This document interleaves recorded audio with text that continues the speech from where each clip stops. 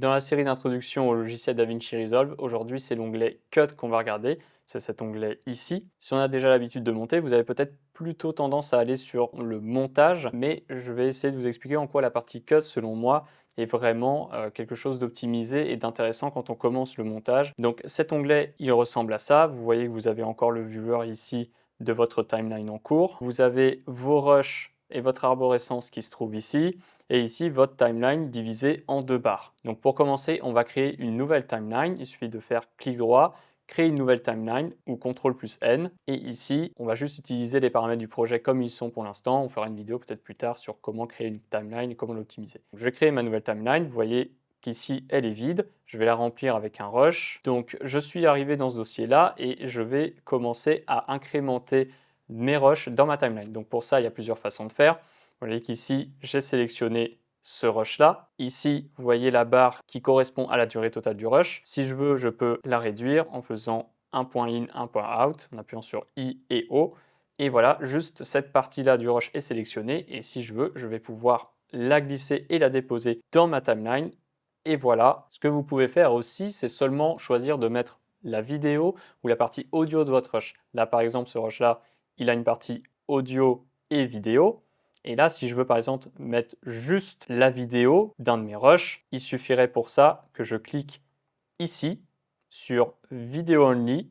Et là, lorsque je le glisserai là où je voudrais, eh bien, je n'aurai que la vidéo et on le voit parce qu'il n'y a pas les ondes audio qui se trouvent sur ce rush-là. Et à l'inverse, si je voulais, je pourrais juste mettre l'audio et pour ça, il suffirait que je clique ici sur Audio Only et là, c'est seulement l'audio que je suis en train de rajouter dans la timeline. Vous avez aussi d'autres façons d'incrémenter les rushs directement. Donc, si je reprends ce rush-là, par exemple, je le prends à un autre moment, ici et que je veux le mettre là où se trouve ma tête de lecture, c'est-à-dire ici exactement, je vais faire Smart Insert et ça va tout simplement incrémenter le rush là où se trouve ma tête de lecture. Donc là, par exemple, entre ces deux rushs-là, il suffirait que je mette ma tête de lecture ici, que je reprenne un autre rush et Smart Insert. Et voilà, vous voyez qu'il est apparu entre les deux rushs où était ma tête de lecture. Si je veux par exemple mettre un rush à la fin, il suffirait simplement pour ça de faire Append qui se trouve ici. Et là, le rush qui est là vient apparaître en fin de timeline. Vous avez d'autres façons aussi d'incrémenter. Vous pouvez utiliser Place on Top. Ce que ça va faire, c'est tout simplement mettre la partie du rush que vous voulez au-dessus sans l'écraser, sans le couper. Et vous voyez que là, le rush s'est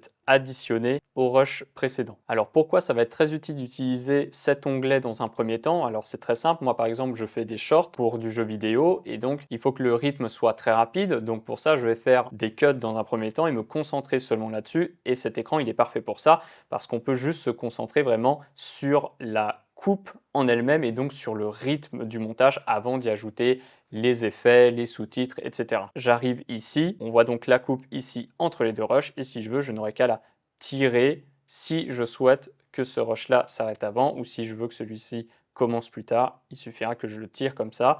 Et là, l'interface est vraiment faite de manière épurée pour que la partie cut soit vraiment la plus optimisée. Si je veux changer et modifier la durée de mes différents plans dans la séquence, il me suffira de simplement me concentrer sur les différentes coupes, de les élargir ou de les rétrécir et ça pour ça Cut est vraiment super. Vous avez aussi deux modes d'affichage là de la timeline. Vous voyez ici qu'il y a une interface ici et une interface plus petite au-dessus. Les deux interfaces représentent votre timeline. Simplement, cette partie ici est une partie zoomée de votre timeline, donc pour faire un cut précis à une image précise. Mais si vous voulez vous déplacer dans votre timeline au fur et à mesure du temps qu'elle grandisse, vous pourrez simplement sur cette partie-là cliquer n'importe où au timer que vous voudrez et là, vous défilez facilement et rapidement dans votre timeline sans avoir besoin de zoomer, dézoomer. Et petite astuce, je vais vous montrer ici quelque chose aussi qui va vous faire gagner du temps. Dans cette icône outil ici, si vous l'ouvrez, vous allez voir apparaître différents effets de base que DaVinci met à disposition. Donc là, par exemple, je me situe sur ce rush-là